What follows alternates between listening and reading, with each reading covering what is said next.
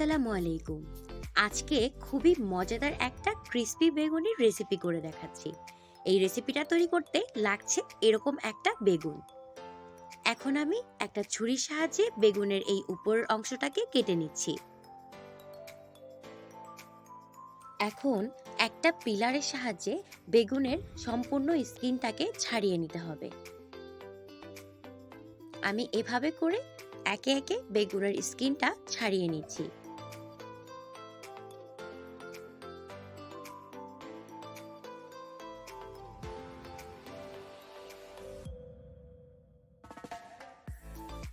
এখন একটা ছুরির সাহায্যে আমি বেগুনগুলোকে কেটে নিচ্ছি।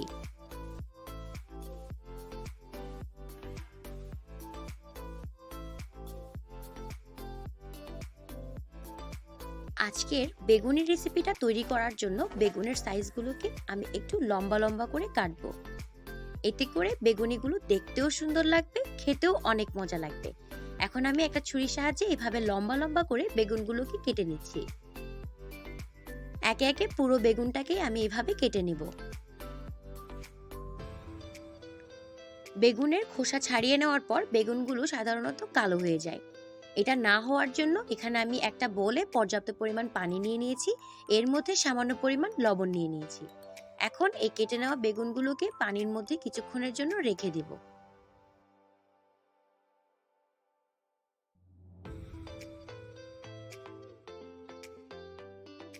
এখন আমি এই বেগুন থেকে পানিগুলো ঝরিয়ে নিচ্ছি। একটা বাটিতে বেগুনগুলো নিয়ে এর মধ্যে আমি হাফ চা চামচ পরিমাণ লাল মরিচের গুঁড়ো, হাফ চা চামচ পরিমাণ লবণ, হাফ চা চামচ পরিমাণ আদার গুঁড়ো এবং হাফ চা চামচ পরিমাণ সাদা গোলমরিচের গুঁড়া দিয়ে ভালো করে এটাকে মিশিয়ে নিচ্ছি। দেখতে পাচ্ছেন মশলাগুলোর সাথে বেগুনগুলোকে খুব ভালো করে মিশিয়ে নিয়েছি। এখন আমি চলে যাচ্ছি পরবর্তী স্টেপে।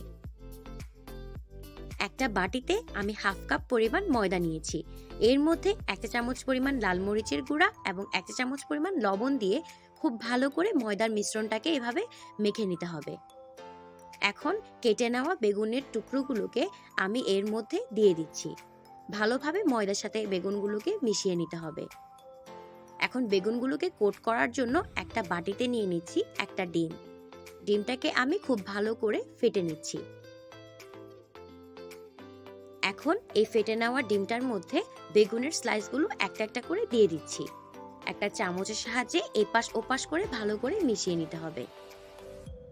এখন এই বেগুনিটা রান্না হতে হতে একটা কথা বলতে চাই, যারা আমার চ্যানেলটা এখনো সাবস্ক্রাইব করেনি অবশ্যই গিয়ে সাবস্ক্রাইব করে আসুন।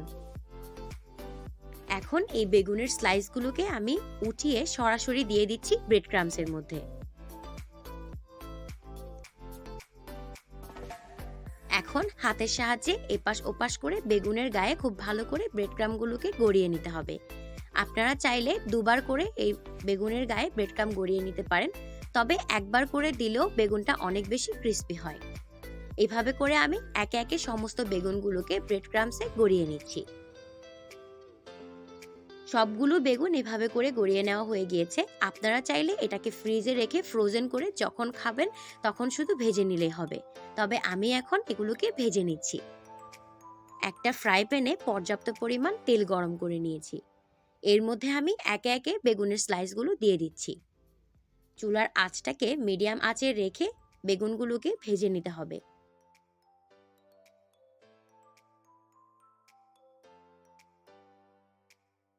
একটা কাঠির সাহায্যে আমি এখন বেগুনগুলোকে এপাশ ওপাশ করে উল্টে দিচ্ছি। চুলার আঁচটা অবশ্যই মিডিয়াম আঁচে রাখবেন, তা না হলে বেগুনগুলো ভেতরে সিদ্ধ হবে না। এখন একটা ছাঁকনির সাহায্যে বেগুনগুলোকে উঠিয়ে নিচ্ছি। দেখতে পাচ্ছেন বেগুনগুলো খুব ভালোভাবে ভাজা হয়ে গিয়েছে এবং এটা খেতেও অনেক বেশি ক্রিস্পি লাগে।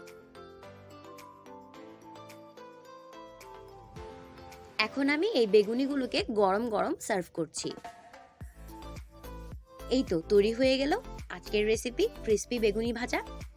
এই বেগুনিটা ইফতারিতে খেতে পারেন, তবে গরম ভাতের সাথেও খেলে মন্দ হয় না। এখন আমি এটাকে ভেঙে দেখাচ্ছি।